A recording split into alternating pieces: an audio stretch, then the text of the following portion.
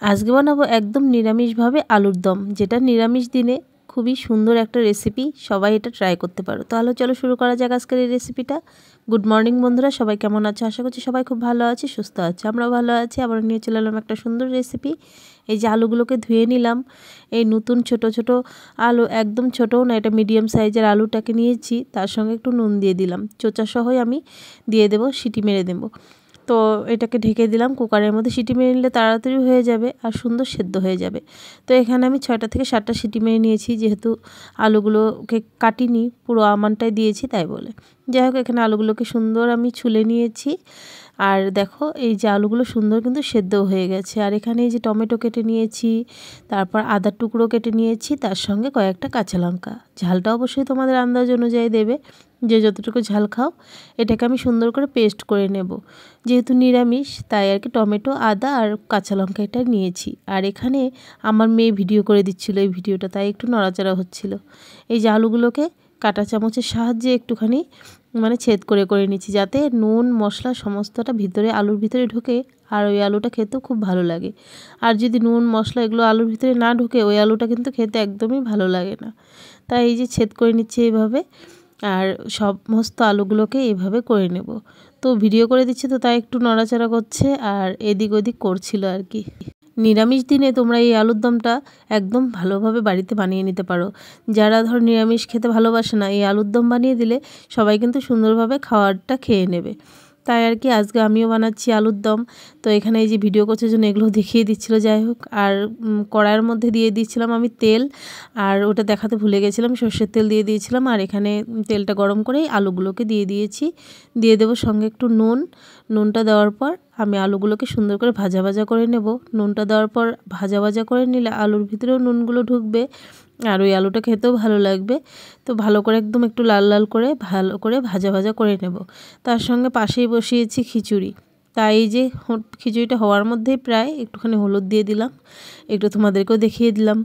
আর এখানে দেখো দেখতে দেখতে আলুগুলো কিন্তু আমার অনেকটাই ভাজা হয়ে গেছে। আর একটুখানি আলুগুলো ভাজবো, ভেজেই নামিয়ে নেব। আলুগুলোকে এইভাবে ভেজে যদি আলুর দমটা বানানো যায়, সেই আলুর দমটা খেতে কিন্তু খুবই ভালো লাগে। আর চলো, এখন আলুগুলো ভাজা হয়ে গেছে আমার।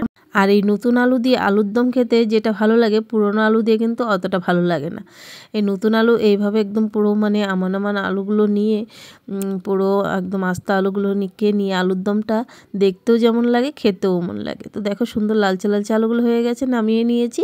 তার সঙ্গে এখন কড়ার মধ্যে দিলাম আবার একটুখানি তেল, সর্ষের তেল দিয়ে আমি এটা করছি আলুর দমটা।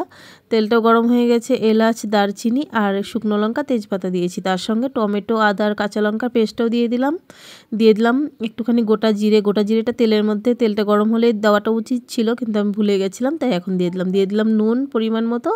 তার সঙ্গে দিয়ে দেবো এখানে আমি হলুদ গুঁড়ো, তার সঙ্গে দেব অল্প একটু জিরে গুঁড়ো, অল্প একটু ধনে গুঁড়ো, বেশি একটা দেব না, যেহেতু পেস্ট করে দিয়েছি তাই বেশি মশলা দেওয়ার দরকার নেই। আর দিয়ে দিলাম লঙ্কার গুঁড়ো কালারের জন্য। চলো, তো এখন এই যে ভালো করে এগুলো সমস্তটাকে একসঙ্গে সুন্দর করে কষিয়ে নিতে হবে। আর কষানোর উপরেই রান্নার স্বাদ, এখানে কষতে থাক। আর এখানে আমি একটুখানি দই নিয়ে নিয়েছি, বড় চামচের 2 চামচের মতো দই নিয়ে নিয়েছি। দইটাকে ভালো করে ফেটিয়ে নেব, যাতে দানা দানা দইটাতে না থাকে, তাহলে দিতে ফেটে যাবে। যাই হোক, দইটা আমার ফাটানো হয়ে গেছে ভালোভাবে। দিয়ে দিলাম মশলাটার মধ্যে। আর মশলাটাও কিন্তু অনেকটাই কষানো হয়ে গেছে। একটু দিয়ে দিলাম সামান্য চিনি, তাহলেই তো রান্নার স্বাদটা আসবে। অবশ্যই যদি না চাও চিনিটা নাও দিতে পারো। আর যাই হোক, এখানে এখন দইয়ের সঙ্গে ভালো করে মশলাটা কষিয়ে নেব যতক্ষণ না তেলটা ভেসে উঠছে। যদি দেখো মশলাটা একটু বেশি শুকিয়ে গেছে, তখন একটু সামান্য জল দিয়ে আবারও কষিয়ে নিতে পারো। যতটা কষাবে অতটাই কিন্তু ভালো লাগবে রান্নাটা।